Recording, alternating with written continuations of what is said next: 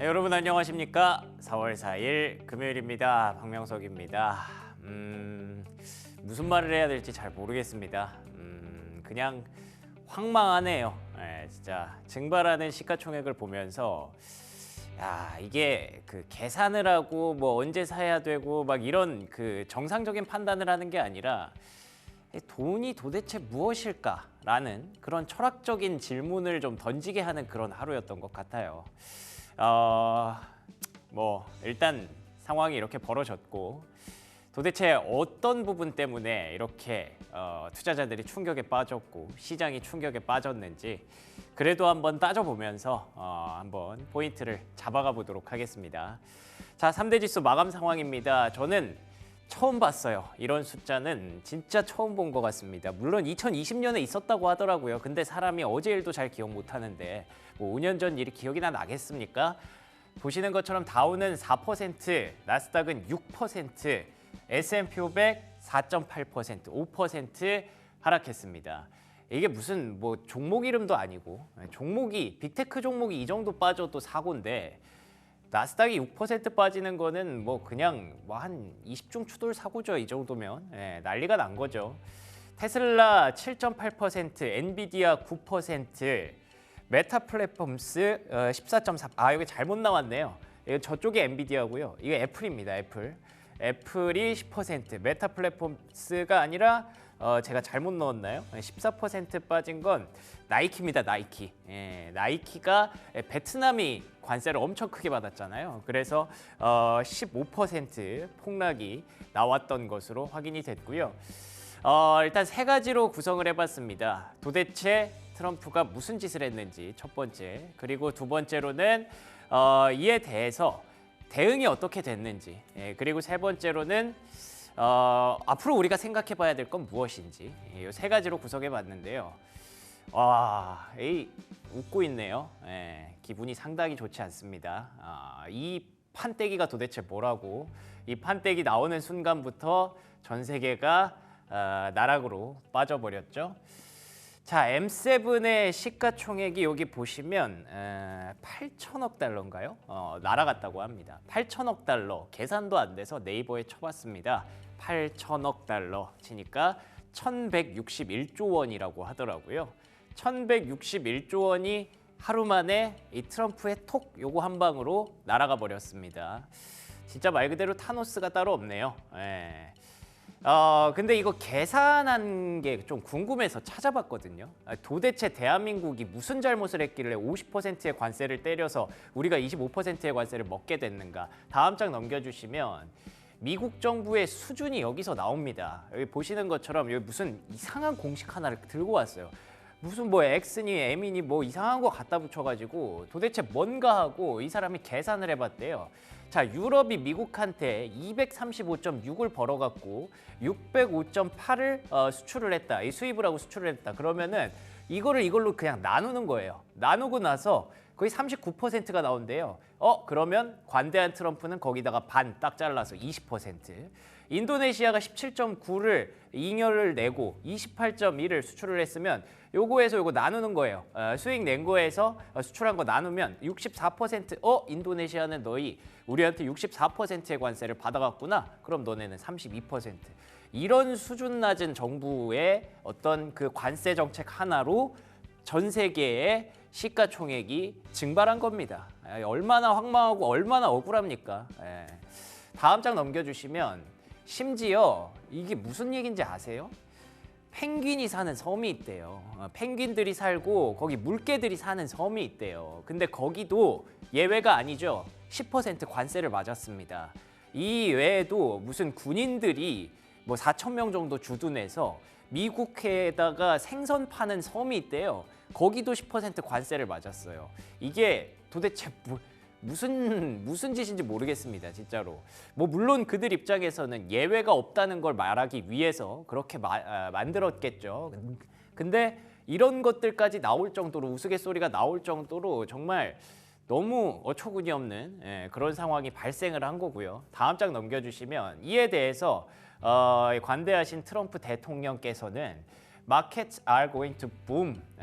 지금은 이렇게 글룸하지만 곧 붐 할 것이다. 걱정 말고 다 잘 되고 있으니까 날 따라와라. 라고 이렇게 뻔뻔하게 얘기를 합니다. 그리고 더 뻔뻔하건 더 저는 약간 개인적으로 좀 배신감 느끼는 건 다음 장 넘겨주시면 이 내각은 그래도 좀 똑똑하다고 봤거든요. 근데 뭐 물론 제가 지금 멍청한 걸 수도 있어요. 시간이 지나고 나면 다들 이들이 생각하는 것처럼 언젠간 더 좋아질 수도 있겠지만 베센트 장관이 이런 얘기를 하네요. 트럼프의 관세 때문이 아니라 그냥 기술주가 빠져서 그냥 빠지는 거다라고 굉장히 무책임한 그런 얘기를 하고 있고요. 그리고 러트닉 상무장관은 이런 얘기를 합니다. 이게 뭐 불만이야? 그러면 전화해. 와서 협상하면 열어줄게. 이거를 지금 어떻게 보면 속으로 벌벌 떨면서 아니야 그래도 우리는 협상하면 받아줄 거야 약간 이런 느낌이에요. 그들도 이 정도까지 될 줄은 몰랐겠죠. 트럼프 대통령도 그래서 계속 지금 질문을 받고 있고 이거 보고 있느냐 어떻게 할 거냐 우리는 오픈되어 있다라는 얘기까지 했습니다. 오픈이란 단어 그 사람이 쓸 리가 없는데 지금 조금은 당황스러운 거겠죠. 이 정도면. 그래서 이들은 지금 협상을 곧 할 것이라고 믿어 의심치 않는 것 같습니다. 그렇게 돼서 관세가 줄어들면 곧 시장이 다시 반등할 수 있을 것으로 보고 있는 것 같아요.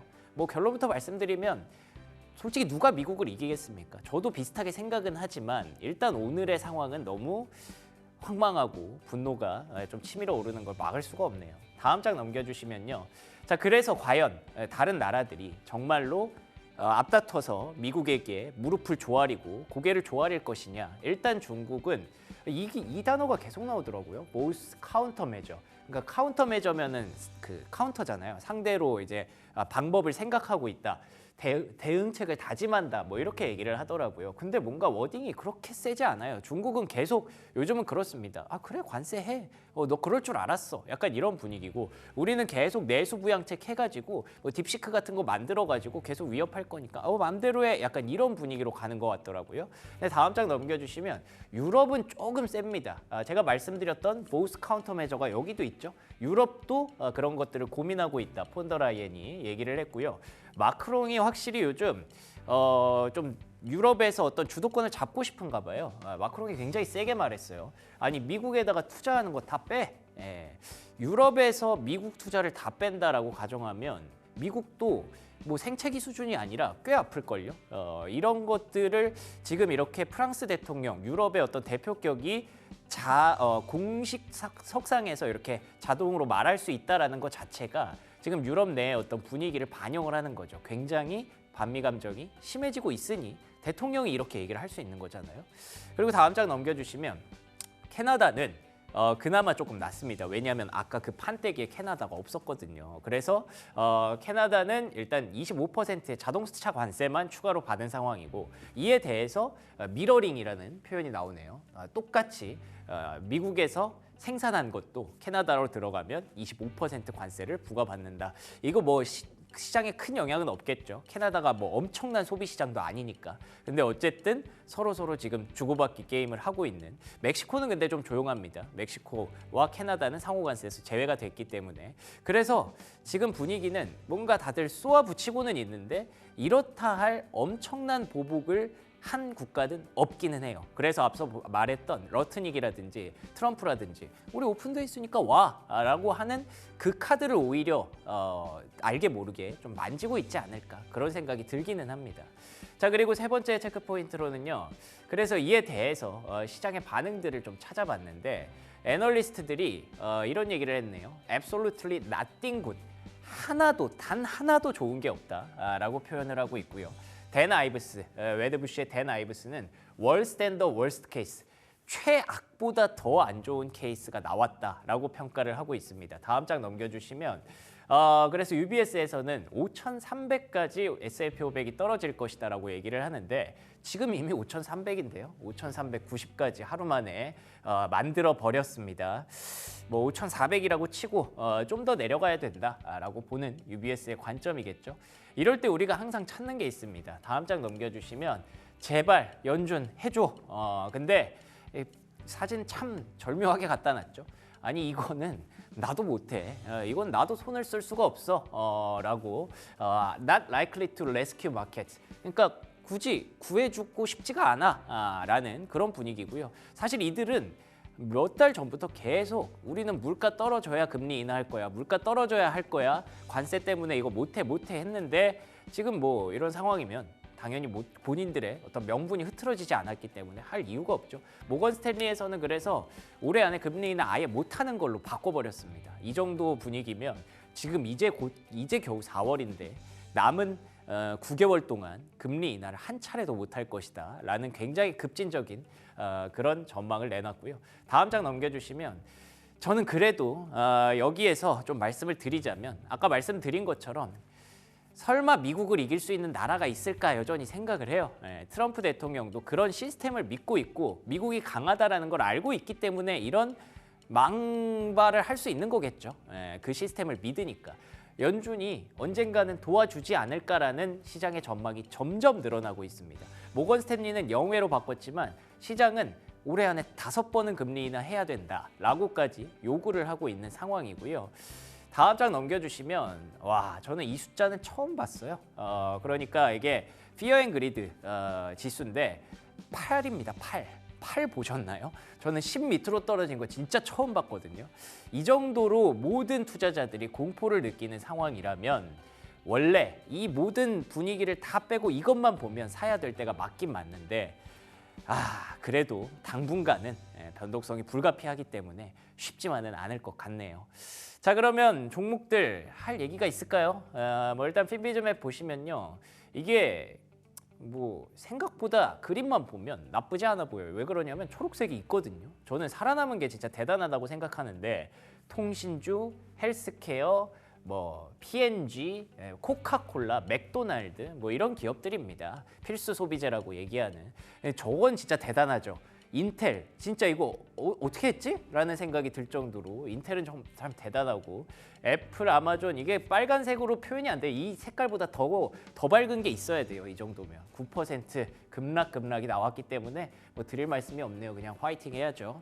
다음 장 넘겨주시면 그래도 자동차주는 캐나다와 멕시코에서 이제 상호관세가 빠지다 보니까 그래도 좀 낫지 않을까? 그리고 또 USMCA인가요? 그들끼리 맺은 그 협정에 대해서 자동차 부품만큼은 여전히 무료로 왔다 갔다 할 수 있게 됐습니다. 그래서 그나마 4%면 좀 덜 빠졌다라고 얘기를 해야 될 것 같고요. 다음 장 넘겨주시면 인텔 도대체 이거 어떻게 했지 하고 봤더니 TSMC랑 그 조인트 벤처 얘기가 사실상 거의 다 진행이 됐나 봐요. 그래서 20% 정도 TSMC 가져가는 걸로 그렇게 얘기가 됐다고 하는데 그래서 이런 장의 상승을 만들어낸 것도 정말 신기합니다.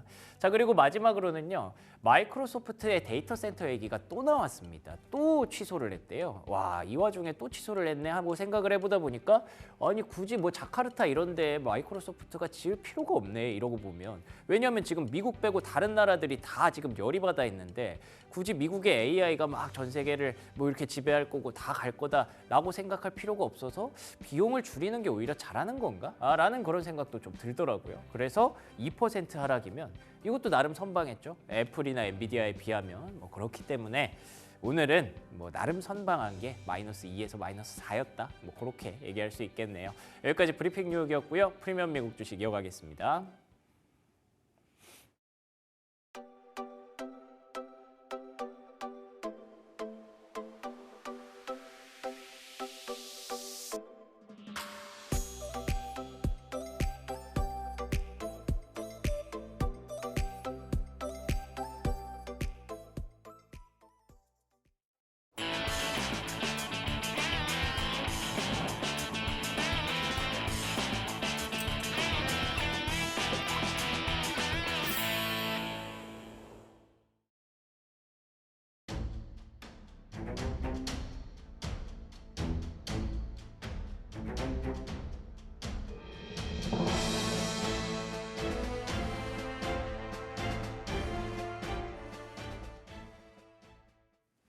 네, 프리미엄 미국 주식 들어왔습니다. 오늘은 긴급 진단으로 준비를 했고요. 조금 워딩이 세죠? 자해극을 만들어낸 트럼프. 이 정도 숫자면 자해극이라고 표현해도 전혀 무리가 없을 것 같습니다. 오늘 함께 하시는 분 유니스토리 자산운용 김장렬 투자전략본부장 나오셨습니다. 안녕하십니까? 네, 안녕하십니까? 네, 반갑습니다. 오랜만에 보는 숫자입니다. 다우 마이너스 4%, 나스닥 마이너스 6%, S&P 500 마이너스 5%. 이 정도 충격인가요? 코로나급이죠. 그러네요. 5년 전에 아마 이 정도 급이었다고 그러는데요. 네. 얼핏 기사를 봤습니다만 코로나급이라고 하더라도 이상하지가 않습니다. 그렇죠. 이제 이름 발생했고 이제 코로나급은 코로나 영향이 꽤 오래 갔지만은 그때도 한두 달이 가장 그 최저였었죠. 정확히 이제 코로나 발생하고 나서 얼마만 최저가 갔다가 다시 올라는지 기억이 안 나지만 어쨌든 코로나의 여파는 2, 3년은 갔고 하지만은 충격은 엄청 많이 이렇게 단계에 났기 때문에 코로나랑 비슷한 급이라면 발생은 했고 한두 달 내에 해결이 된다고 가정하거나 한두 달 내에 최악이 먼저 온다고 가정하면은 그 다음은 볼 수 있겠죠. 근데 다 좋은 얘기인데 오늘 아까 오다 보니까 머스크가 한두 달 뒤에는 다시 우리 자기 일도 다시 돌아갈 수도 있다 뭐 이런 얘기를 했다는데 진짜요? 그런 얘기를 했다 하더라고요. 유머가 있죠. 네, 아니 오늘 코멘트도 본인이 나왔어요. 얘기했어요. 네, 본인이 얘기했어요. 그래서 할 수 있다 그러는데 뭐 그러면 근데 그 전까지 네, 이번 달은 어떡하죠? 그렇죠. 네, 하루에 10% 빠지는 판인데 그렇죠. 하루 빠졌으니까 내일 10% 빠지지 않겠죠. 근데 그렇다고 오늘 10% 빠지면 내일 5% 오를까요? 그런 일은 없지 않겠습니까? 네. 트럼프가 마음을 바꾸기 전에는. 그러니까 우리가 다 타이밍 문제예요. 우리가 언젠가 뭘 기다리고 트럼프 풋 아까 무슨 파월 풋 다 얘기하는데 그것이 언제 되는 거냐? 그렇죠. 그게 일주일 임박했느냐 아니면 최소한 한두 달. 그게 한 달, 두 달 모르겠다 그러면 오늘 빠진 거에서 바닥을 친 것 같지만 또 더 빠질 수도 있고 그걸 모르는 거죠. 그래서 공포가 있는 거고 우리 코로나 때도 마찬가지로 코로나 발생했어.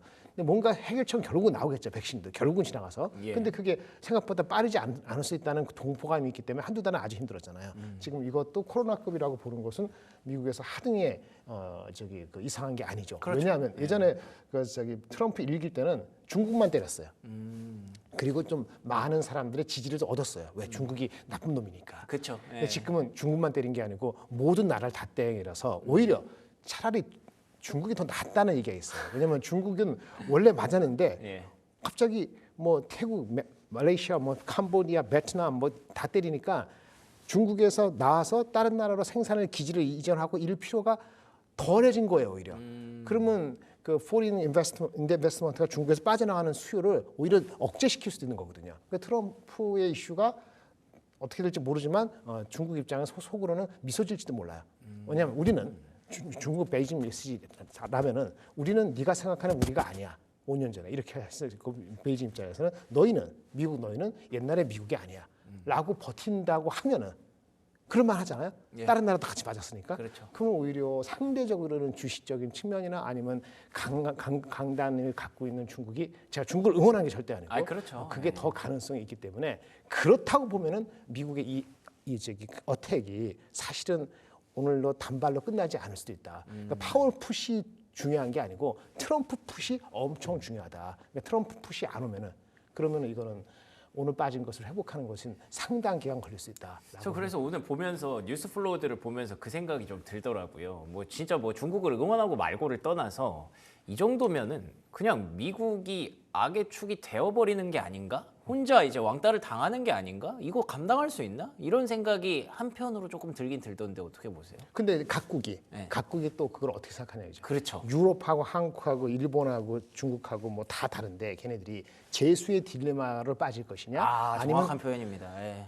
연합할 수 있는 공통점을 찾을 것이냐. 맞아요. 근데 이게 만만치가 않다는 얘기죠. 솔직히 굳이 베팅을 하자면 딜레마에 빠져서 누군가는 트럼프에게 이렇게 로비를 하면서 누군가는 또 잘 보이면서 그 치적이 광고되면서 그래 이게 잘한 거다라고 보여지는 그 시나리오가 뻔한데 근데 혹시라도 이 정도까지 이렇게 광폭 행보를 보였을 때 약간은 조금 미국도 수세에 몰릴 수도 있지 않을까. 그렇다 하더라도 그게 금방 아니면은 그 기간 우리는 하루하루 한 달 한 달이기 때문에 한 쿼터만 되더라도 작살이 나는 거거든요. 그렇죠. 그럴 수 있기 때문에 이렇게 말씀드릴게요. 트럼프 시대에 왔을 때 2기 트럼프는 모든 게 가능하다.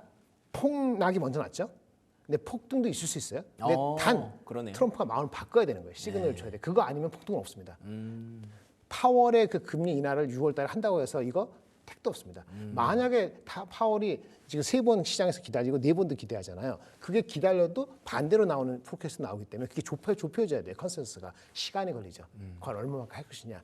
만약에 한꺼번에 6월 달에 가서 갑자기 데이터가 1, 4분기가 마이너스 섞이고 2분기도 GDP가 마이너스여서 진짜 리세션이 가능해. 그러면 파월이 이렇게 바꿀 수도 있어요. 근데 그때는 갑자기 뭐 50bp 할 수 있어요. 그럼 그걸 어떻게 받아들일까요? 침체의 확인을 받아들일 수도 있잖아요. 그래서 결국은 파월 풋도 중요하고 고객이 소비자들이 스pen딩을 계속하는 게 중요한데 스pen딩은 관세가 이따위로 되면은 결국은 스pen딩 하기는 어려울 것이고 스pen딩 줄어드는 게 소비하기가 어려워지는 거고. 트럼프 파월 풋은 가능성이 있지만 시간이 조금 걸릴 것이고 그럼 트럼프 풋은 어떻게 하냐? 오늘 강세로 보고 전 세계적인 거 봤을 때는 아마 그 네고시에이션이 진짜 할지 안 할지 모르지만 얼마나 내려는 갈지 모르지만 역충에서 올라갈 수 있어요. 조금 더 빠지다 올라갈 수 있는데 그것이 우리가 생각했던 이 레벨 뭐 5,900, 5,800이 택도 없을 수도 있는 거죠. 그러니까 반등했을 때 올라. 한국도 마찬가지예요. 따라가는데 한국은 오늘 정치적인 이벤트가 있기 때문에 어저께랑 오늘 또 다르게 별 수 있지만은 큰 그림에서는 매크로하고 달리 갈 수는 없기 때문에 그렇다고 본다면 트럼프 시대는 모든 게 가능한데 좋은 거는 폭락이 먼저 왔으니까 폭등이 있을 것이냐는 건데 폭등은 트럼프 마음 바꾸기 전에는 폭등은 없다. 그러면 어떻게 되냐 이걸 바꾸려면 폭동이 있어야 된다. Riot against 폭동이 나와야 돼요, 오히려? 또 정치가 riot against Trump. 예. 누가? 여러 나라가. 예. 근데 그게 현실적으로 가능할 것이냐? 이해가 다르기 때문에. 누구는 이렇게 얘기합니다. 유럽은 20%밖에 안 했네? 낮은 거예요, 유럽이. 그렇죠. 같은 앵글로 섹슨 뭐 그런 개념으로서 그렇게 여기거든요. 그러니까 그게 이제 진짜 riot against 항의하는 트럼프에 일관적으로 나올 수가 없기 때문에 현실적으로 그렇죠. 단기죠. 그러면 결국은 폭락은 있었는데 폭등은 또 현실적으로 쉽지 않다라고 말씀을 드리는 거죠. 그리고 오늘 올 때 또 하나 얘기 나온 게 반도체도 결국은 관세 매긴다. 또 시작이 됐군요. 이미넌트. 그러니까 어저께 너무 바빠갖고 안 한 거야. 곧.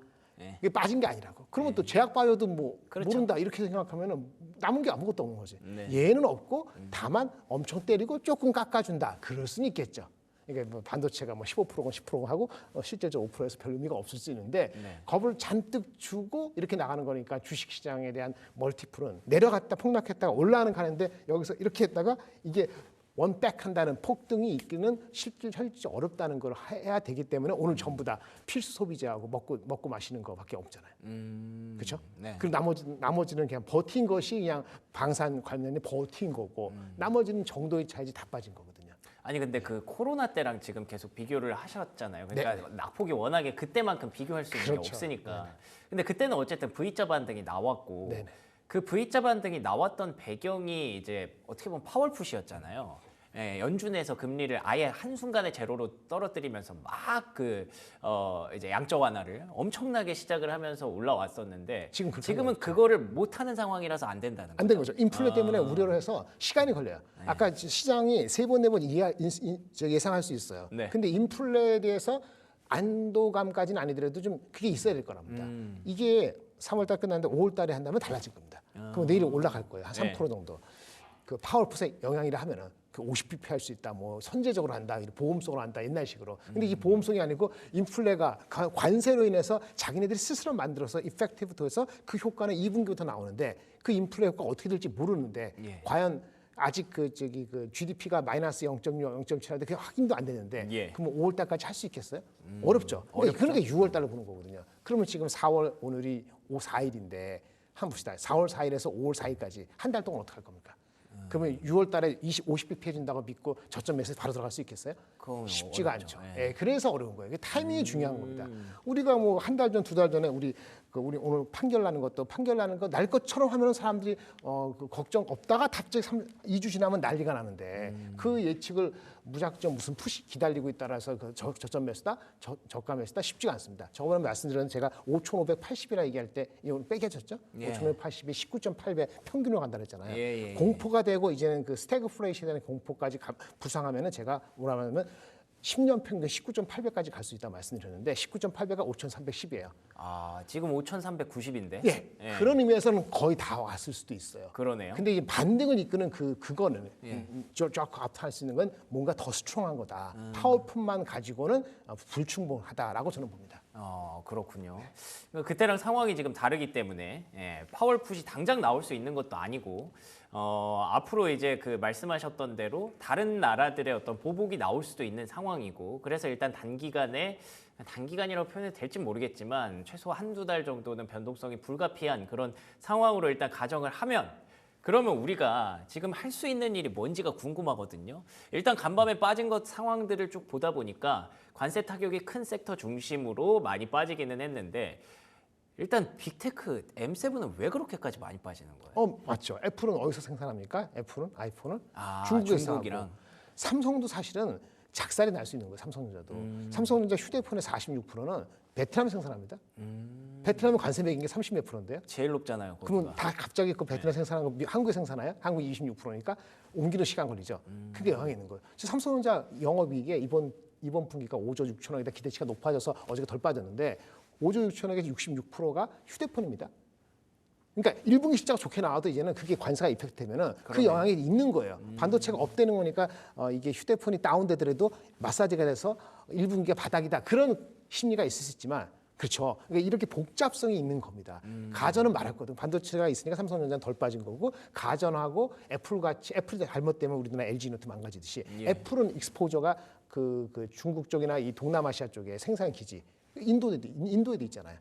애플이 베트남 생산 안 할 텐데 인도나 중국 주로 생산 이렇게 되거든요.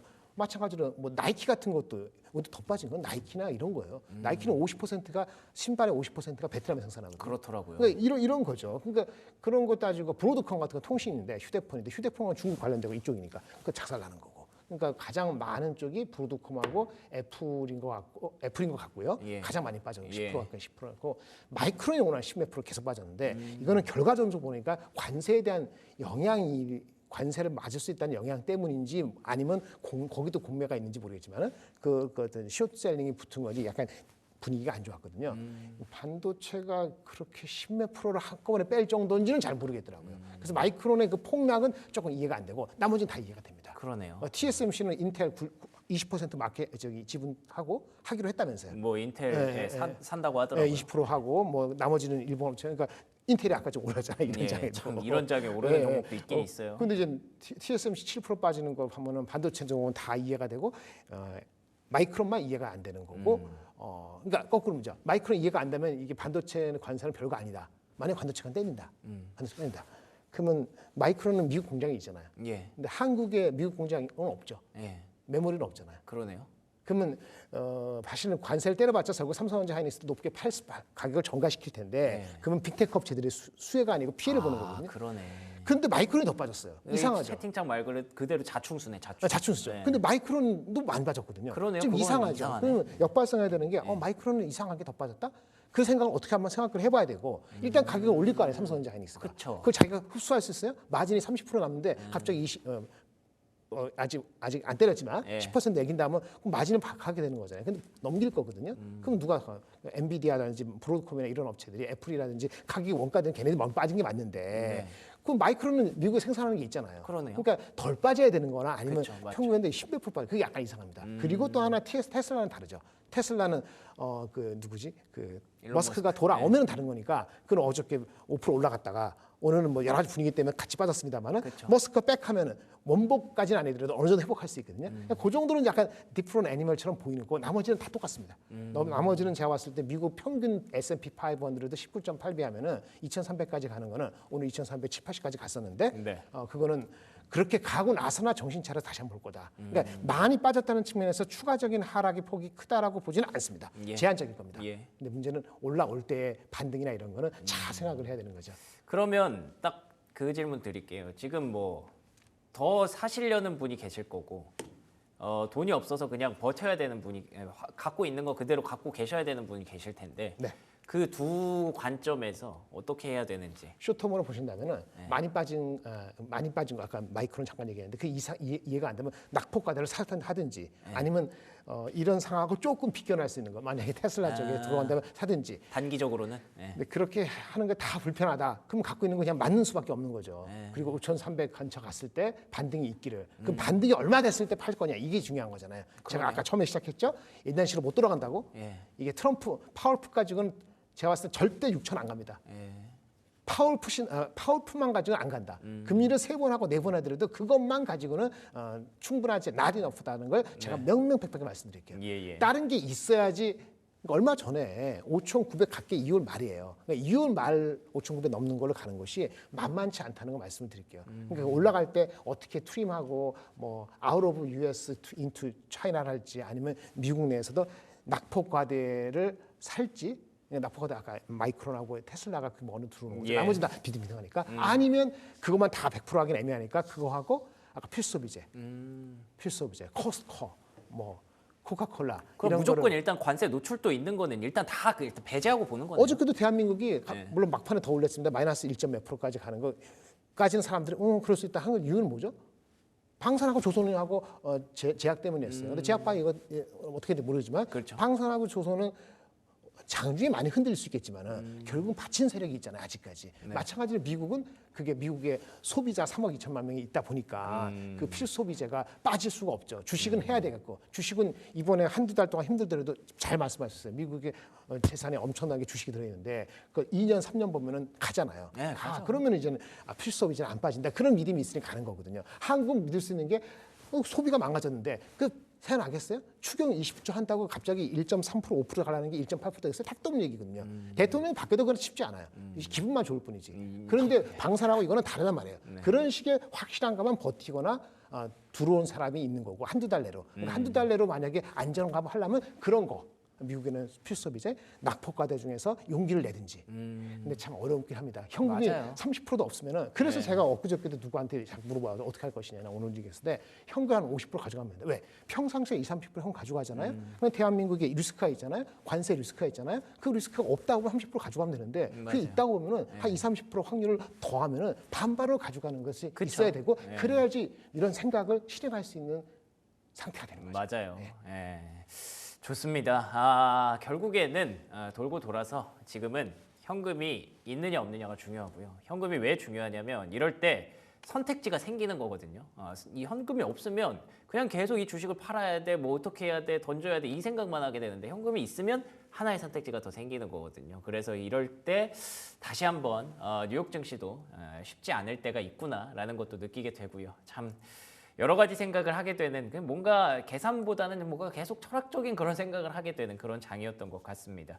오늘도 이제 큰 이벤트가 국내에서 또 기다리고 있는데 여러분들 이것 또한 다 지나가겠지 생각하시면서 잘 이겨내시길 바라겠습니다. 자, 이 시간 김장렬 투자전략본부장과 함께 얘기 나눠봤습니다. 오늘 좋은 말씀 고맙습니다. 감사합니다.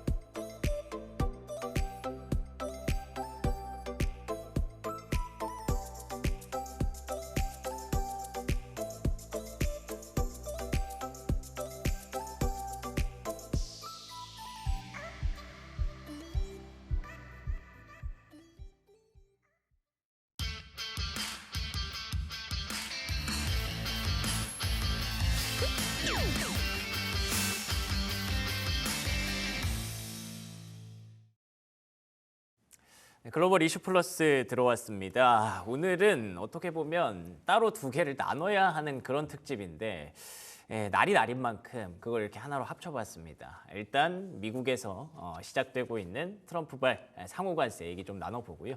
그리고 오늘 대한민국 자체적으로 굉장히 중요한 이벤트가 기다리고 있죠. 탄핵 선고일입니다. 이와 관련해서 얘기를 한번 연결해 보도록 하겠습니다. 윤석천 경제평론가 나오셨습니다. 안녕하십니까? 네, 안녕하십니까? 네, 반갑습니다. 지금 뭐가 더 중요한지에 가늠이 안 갈 정도로 둘 다 너무나도 무거운 그런 얘기들이 좀 진행이 되고 있습니다. 보셨겠지만 간밤에 엄청난 폭탄을 맞았던 글로벌 증시였습니다. 어떻게 보셨습니까? 거의 뭐 충격적이었죠. 사실 월가에서 예상한 거는 상호관세 수준이 한 9% 정도.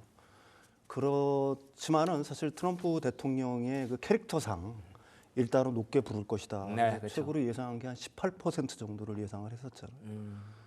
근데 뭐 이걸 갖다가 거의 뭐 완전히 깼다. 특히 이제 아시아 국가들에 대해서는 생각보다 굉장히 높은 관세율들이 부과가 전부 다 되지 않았습니까? 뭐 그게 자체가 사실은 충격이었을 거고요.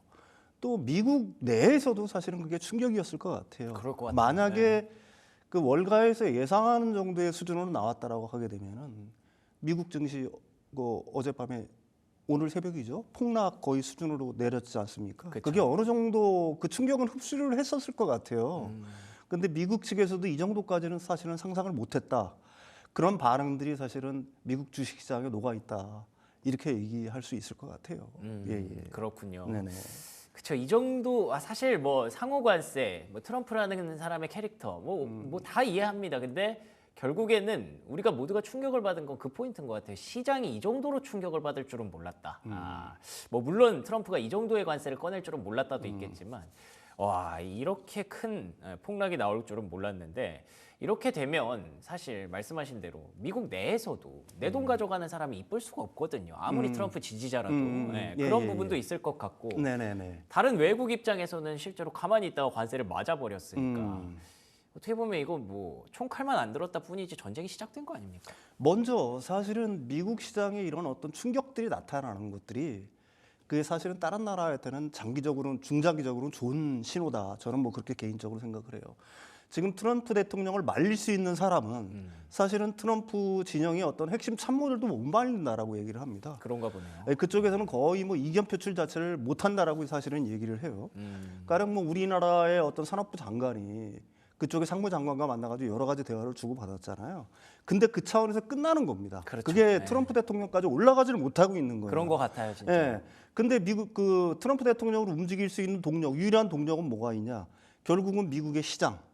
그렇죠? 이거 트럼프 대통령 같은 경우에는 시장주의자이기 때문에 사실 상당히 그쪽에 신경을 안 쓰는 것도 쓰는 사람입니다. 두 번째는 미국 국민들의 반발. 그렇죠. 이것들이 점점 우리 삶이 이 트럼프 관세 때문에 너무너무 힘들어져. 그러니까요. 뭐 이런 것들이 전해질 때 그게 사실은 트럼프 대통령을 움직일 수 있는 동력이 되는 거지. 현재 수준에서는 다른 나라들은 트럼프 대통령을 갖다 움직일 수도 없는 거고요. 트럼프 내부의 핵심 어떤 스텝들도 트럼프 대통령 자체를 갖다가 어떻게 보게 되면 컨트롤을 못하는 겁니다. 트럼프 대통령의 어떤 성향상 그런 것들이 굉장히 강하다고 보는 거고요. 사실 다른 나라들 입장에서는 어떻게 보게 되면 망치로 얻어맞았다라는 표현이 굉장히 적절할 것 같아요. 그럼요. 예, 이게 뭐 사실은 미국에 의해서 일방적으로 만들어진 어떤 세계의 흐름 자체가 사실은 트럼프 일기 때 그 방향이 꺾이긴 했지만은 그래도 그게 어느 정도의 어떤 그 완전한 어떤 이탈, 뭐 사실은 이건 아니었잖아요. 그리고 바이든 대통령이 들어오면서부터 중국과의 어떤 헤어짐을 갖다가 준비를 하고 있었지만은 사실은 그거는 동맹과의 어떤 단일 대우를 형성하면서 그런 기조를 갖다 이어갔단 말입니다. 그런데 트럼프 대통령 2기 때는 동맹도 지금 없는 거예요. 완전히 다 무시하고 사실은 미국의 무역 적자를 갖다가 일으키는 모든 국가들은 어떻게 보게 되면 트럼프 대통령을 일단 적으로 규정을 하고서 움직이고 있는 겁니다. 예. 그러니까 현재 상황에서는 아까 원래 그 앞으로 돌아가면은 트럼프 대통령을 움직일 수 있는 동인 자체는 결국 미국 자체에서 만들어질 수밖에 없다. 그렇겠네요. 그게 사실은 시장에 어떻게 보게 되면 단기적인 폭락이든지 아니면 미국 국민들의 어떤 거대한 반발이라든지 예. 이것만이 트럼프 대통령을 갖다가 좀 긍정적인 방향으로 움직일 수 있을 거다 이렇게 생각을 합니다. 아 그렇군요. 네네. 해외에서 아무리 뭐라고 해도 트럼프는 끄떡하지 않을 것이다라는 얘기가 확실히 좀 와닿네요. 예, 내부적으로 뭔가 반발이 일어나지 않는 이상 그 내부적으로 반발이 일어나려면 이렇게 미국 증시가 계속 빠져야 되는데 사실 서학개미 분들이 얼마나 많습니까? 우리도 같이 돈을 잃는 입장에서 그걸 또 바랄 수도 없는 상황이고요. 그러면은 이 숫자를 한번 다시 보겠습니다. 네. 이 숫자를 좀 내려줄 수도 있다고 하니까 네. 대한민국이 미국한테 뭐 50% 관세를 받고 있었다면서요. 그래서 25%가 된 거잖아요. 웃으시는데 어디서 나온 거예요, 이 얘기는? 이게 사실 뭐 지금 뭐 상호 관세를 부과하면서 미국 맨 처음에는 굉장히 많은 어떤 그 레토릭을 구사했잖아요. 네. 뭐 관세율, 상대국의 관세율 또는 비관세 장벽, 네, 맞아요. 거기다 뭐 환율 조작 이런 것들을 갖다가 뭐 그게 뭐 인공지능으로 제가 생각하기에는 그 계산을 하더라도 쉽게 계산을 할 수가 없는 건데 품목별로 딱 따지고 해야 되는 거니까 네. 어쨌든 자기들은 그렇게 정교하게 한다라고 했는데 막상 발표된 거 보면은 그게 아니잖아요. 아유, 그냥 아주 아주 단순합니다. 수준 낮습니다. 예. 그냥 자기들이 수입하는 거에서 그 무역 적자가 얼마나 아느냐 그 비중 거기다가 그게 나오면 거기다 50% 투자를 해서 아 우리가 이 정도는 너희들한테 양보했어. 뭐 이런 어떤 단순한 계산으로 해가지고 관세율을 갖다가 지금 매긴 거야. 상호 관세율을 매긴 거잖아요. 한국 그래서 원래 50%에 반뚝 잘라서 25%다. 예. 뭐 등등등등을 해가지고 이렇게 매겼는데 이 기준이 합당한가라는 것 자체는 사실은 아무 의미가 없는 거예요. 그렇죠. 이게 네. 불합리하다라고 사실은 그 트럼프 아까도 앞에서 얘기했지만 트럼프 대통령의 어떤 참모진들은 이걸 갖다가 얘기를 했어야 된다는 얘기입니다. 트럼프 대통령한테. 그런데 자신들은 알고 있어요. 이게 비합리적이라는 걸 갖다가 알고 있을 거라고 생각합니다. 근데 감히 그 트럼프 대통령한테는 얘기 자체를 사실은 못 하는 거예요. 그리고 트럼프 대통령은 노리는 게 분명히 있지 않습니까? 일단은 이 사람의 캐릭터상 일단은 높게 가장 높은 어떤 레버리지를 이용해서 가장 높은 상태를 이렇게 딱 높여놓은 다음에 니들이 와서 머리 조아려 조공을 바쳐. 그렇죠. 그러면은 아 이뻐 이러면서 조금씩 어떤 내려주는 방식을 갖다가 택한다. 네. 그러니까 그 이게 좀 어떻게 보게 되면 약간 좀 비판적인 시각일 수 있는데 사실은 트럼프 대통령은 스스로 자기를 왕이라고 생각하는 어떤 퍼포먼스도 하지 않았습니까? 마치 제왕에 오른 그것도 어떤 세계의 어떤 왕의 모습을 갖다가 자신이 갖고 있으니까 니들이 이걸 맡기 싫으면 와서 머리를 조아리면서 조공을 바쳐. 그게 이제 좀 구체적으로 얘기하면 미국의 어떤 투자를 늘린다든지 아니면 뭐 선제적으로 미국한테 수입하는 물건의 어떤 그 관세율을 갖다가 대폭 낮춘다든지 뭐 이런 양태를 보인다. 그러면 내가 생각해서 내가 어여삐 보면은 조금씩 내려줄게. 뭐 현재까지는 뭐 이런 스탠스를 갖다가 취하고 있는 것 같아요. 그렇군요. 그러면 뭐 이거 숫자에 대해서 얘기할 건 없는 것 같고 저는 그냥 그게 궁금합니다. 우리 입장에서 도대체 뭘 해야 되는 건지 대한민국 정부 입장에서 어떤 뭐 로비를 해야 되는 걸까요? 아니면 우리도 보복을 해야 되는 걸까요? 이게 로비를 한다고 해서 지금 크게 달라질 거는 사실은 없다고 봐요. 현대자동차가 엄청나게 투자를 맞네요. 한다는 걸 갖다가 이 트럼프 대통령을 그걸 갖다가 자신의 홍보에 충분히 쓰지 않았습니까? 맞아요. 그러면서 매길 건 다 매기고 있는 거거든요. 우리 산업부 장관께서 2번이나 가서 상부 장관 만나고 협상을 했습니다만 그게 전혀 먹히지를 않았어요. 왜 그러냐면은 이 양반이 그 선호하는 협상 방식은 결국은 탑다운 방식이에요. 탑다운이요. 네, 탑다운 방식입니다. 우리가 그걸 여러 가지 봤잖아요. 밑에 뭐 스탭들이 어떤 실무를 해가지고 올려봐야 아무 소용 없습니다. 일기 때도 마찬가지였어요. 결국은 대통령과 대통령이 서로 만나서 사실은 자신이 스스로 결정하는 방식이 되지 않으면 아무 의미가 없는 거거든요. 그러니까 지금 우리로서는 지금 리더십의 부재 상황이잖아요. 그렇죠. 굉장히 사실은 어려운 상황이라고 얘기할 수가 있는 겁니다. 그러니까 이걸 단기적으로 제가 생각하기에는 해결할 수 있는 방법은 거의 없다라고 봐요. 결국은 뭐 오늘 이제 어느 정도 결정이 나겠죠. 우리나라의 어떤 그 리더십이 그 뭐 지금 탄핵이 되든 아니면 인용이 되든지 간에 리더십이 결정이 돼야지만은 사실 이 문제의 어떤 그 매듭을 갖다가 조금씩 풀어나갈 수 있지 않을까. 뭐 저는 개인적으로 일단은 그렇게 생각을 하는 거고요. 다만 이제 지금으로서는 우리가 준비를 해야 되겠죠. 이게 사실은 강원 전략을 갖다가 똑같이 써야 된다라고 생각합니다. 강한 전략이라는 건 뭐냐면 궁극적으로는 다른 나라와 연대를 뭐 택할 수밖에 사실 없는 거예요. 우리랑 사정이 비슷한 일본, 중국 아니면 EU와의 연대 뭐 이런 걸 갖다가 한편으로는 꾀하면서 또 한편으로는 우리가 가질 수 있는 어떤 최대한의 레버리지를 이용하는 수밖에는 사실은 없는 거거든요.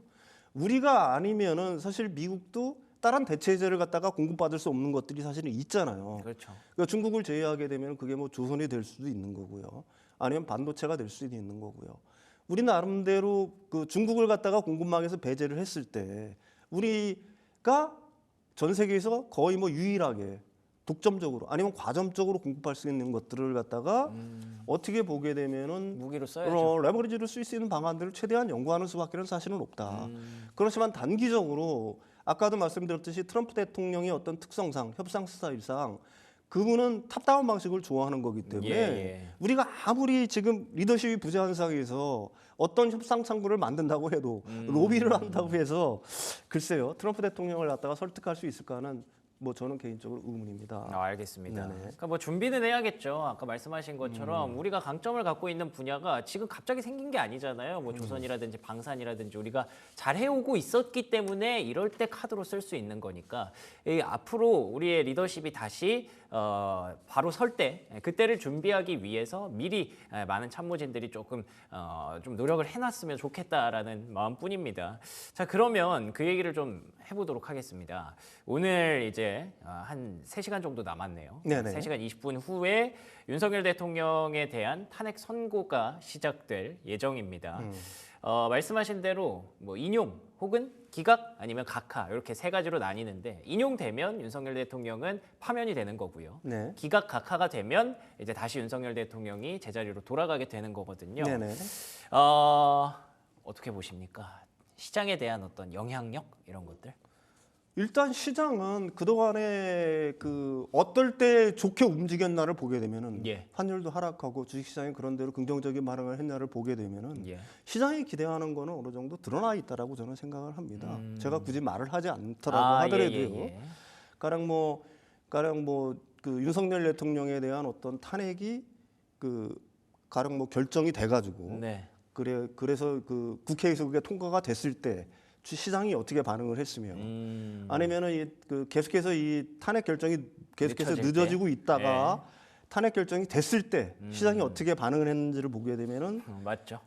사실은 뭐 어느 정도 시장이 어떤 걸 기대하고 있다 예. 아니면 우리 국민들이 뭘 원하고 있는지는 그건 뭐 여론조사상에도 어느 정도 나타나고 있는 그러니까 거니까요. 쉽게 말하면 이제 불확실성이라고 표현해도 될 것 같아요. 네, 당연히 불확실성을 그렇죠. 가장 예, 싫어하고 예, 예. 그게 해소되는 걸 가장 그렇죠. 좋아하고. 왜 예. 그러냐면은 사실은 시장은 지금 뭐 트럼프 대통령 미국 시장이 급락하고 뭐 이러는 것 자체가 사실은 불확실성이 증폭 때문에 사실은 그렇죠. 그런 거지 않습니까? 예. 똑같아요. 이 탄핵 국면이라는 것 자체도 불확실성이 왔다가 해소되는 걸 갖다가 어떻게 그 해석을 하느냐에 따라서 시장은 긍정적으로 움직일지 부정적으로 움직일지가 사실 결정이 되는 거거든요. 근데 이게 만약에 좀 더 그 직설적으로 얘기한다 하게 되면은 만약에 기각이나 각하가 된다라고 하게 되면은 사실은 정국이 어떤 방향을 잡는다는 거는 인용보다는 지금 상황에서는 굉장히 더 힘들어지는 거 아니겠습니까? 더 혼탁해질 수도 있죠. 그게 사실은 예. 불확실성의 어떤 그 여진이 계속해서 진행이 된다는 얘기니까. 그렇죠. 그리고 그거는 상당 기간 진행이 된다는 어떤 가정이 성립이 되겠죠.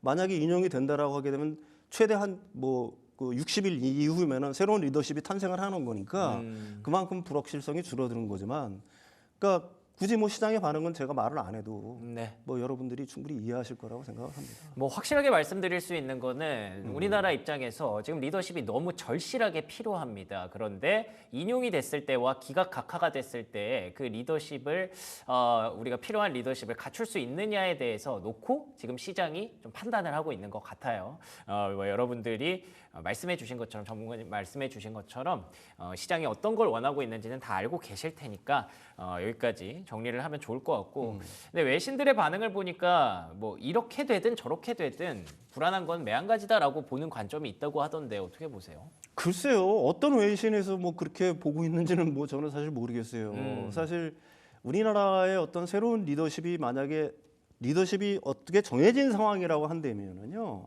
여러 가지 불안 요소는 상당 부분 해소될 거라고 저는 생각을 합니다. 그렇군요. 일단 사실은 그동안 그 12월 3일 계엄 이후로 우리나라 경제는 계속해서 추락을 하고 있잖아요. 소비는 얼어붙어 있는 거고요.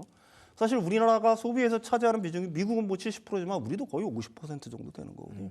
소비가 위축이 되면은 사실은 경제가 살아날 뭐 방법 자체가 사실 없는 거예요. 그렇죠. 그 다음에 그렇다고 하게 되면 정부 지출이라도 늘려야 되는 건데 사실 리더십이 없는 상황이다 보니까 추경도 아직까지도 말만 있지 사실은 집행되거나 어떤 구체적인 모습 자체도 보이고 있지 않는 거 아닙니까?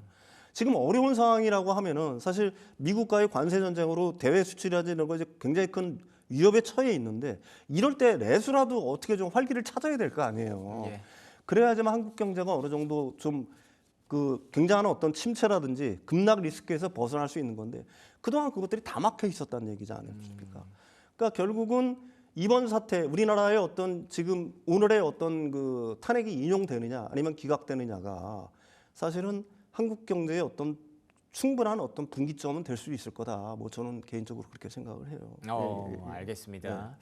평론가님께서는 지금 상황에서 이게 좀 바로 리더십이 섰을 때 훨씬 더 지금보다 분위기가 좋아질 수 있다라고 믿어 의심치 않으시니까 여러분들도 아마 비슷하게 생각하시는 분들이 많을 겁니다. 그래서 오늘의 탄핵 선고일이 굉장히 중요한 분기점이 될 거라고 생각하고 계실 테고요. 그러면 끝으로 간단하게 질문을 좀 드리겠습니다. 만약에 리더십이 우리가 다시 뭐 교체가 될 수도 있고 다시 윤석열 대통령이 복권될 수도 있겠지만 어쨌든 리더십이 이렇게 다시 바로 섰을 때 우리나라에도 대통령이라는 사람이 다시 등장을 했을 때 지금 당장 해야 되는 일들이 뭐가 있을까요? 일단은 제일 시급한 거는 사실 국내적으로는 이 지금 꺼져가는 어떤 그 경제 엔진의 어떤 불을 지펴야 돼요. 그게 추경이 됐든지 당장 소비 진작책을 갖다가 세워야 되는 거고요. 그게 일단 나게 되고 난다 그러면 지금 뭐 산불이라든지 이런 것 때문에 경국적으로 굉장히 어렵잖아요. 이쪽에 추경 집행을 빨리 해야 될 것 같고요. 두 번째로는 역시 트럼프 대통령과의 어떤 대화에 나서야 된다. 네. 결국은 그 양반하고는 결국은 1대1 대화. 카드가 맞아야 해줘요. 1대1 대화가 밖에는 사실은 없어요. 이 문제의 어떤 해결점을 찾기 위해서는 일기 때의 어떤 경험을 돌이켜 보면은 사실 다 일기 때도 대통령과 대통령이 만나서 모든 문제를 해결했잖아요. 똑같습니다. 지금도. 그래서 그 새로운 리더십이 해야 될 일은 두 가지다. 크게 작게는 먼저 제일 첫 번째는 사실은 국내의 어떤 소비 진작책을 갖다가 빨리 만들어내야 된다. 그래서 우리나라 그 성장 엔진이 식기 전에 이걸 빨리 온도를 높여서 데워야 되는 거고요. 두 번째로는 만약에 된다라고 하게 되면 트럼프 대통령하고 어떻게 됐든지 만나야 되겠죠. 그래서 우리가 미국한테 해줄 수 있는 것들. 그다음에 뭐 트럼프 대통령도 잘 알고 있어요. 우리나라랑 FTA 하고 있다는 거를. 트럼프 대통령이 개정을 지시해가지고 개정 협상해가지고 그 FTA가 개정된 거 아닙니까? 그렇죠. 네. 트럼프 대통령이 이걸 모른다고 생각하면 모르면서 지금 이런 어떤 엉뚱한 얘기를 하는 게 아니거든요. 잘 알고 있으면서 자신의 레버리지를 갖다 최대한도로 끌어올리기 위해서 그걸 갖다 이용을 하고 있다라고 저는 생각을 합니다. 그래서 이 문제를 풀 수 있는 거는 결국은 그 장관 어떤 레벨에서 어떤 수준에서의 어떤 대화는 현재 상황에서는 아무 의미가 없다. 우리 실무진들은 충분히 그런 어떤 밑바탕 자료를 준비를 해야 되겠지만 결국 대화를 이끌 사람은 새로운 어떤 리더십이 출연해서 아니면 뭐 지금 대통령께서 자리로 다시 돌아온다고 하더라도 네. 역시 대통령과 대통령과의 만남에서 이 문제는 해결의 실마리를 찾을 수 있을 거다 이렇게 생각을 합니다. 아, 좋습니다. 네네. 최근에 어떤 분위기를 보니까 트럼프 대통령이 당선될 때 우리에게 좀 걱정했던 부분들이 다 같이 일어나고 있는 것 같거든요. 관세도 그렇고 그 관세에 대응하지 못하는 우리 정부의 어떤 부재 상황도 그렇고 그런 것들이 이번 주를 지나가면 조금씩 희망의 빛을 볼 수 있기를 기원해 보겠습니다. 지금까지 윤석천 경제평론가와 얘기 나눠봤습니다. 오늘도 좋은 말씀 고맙습니다.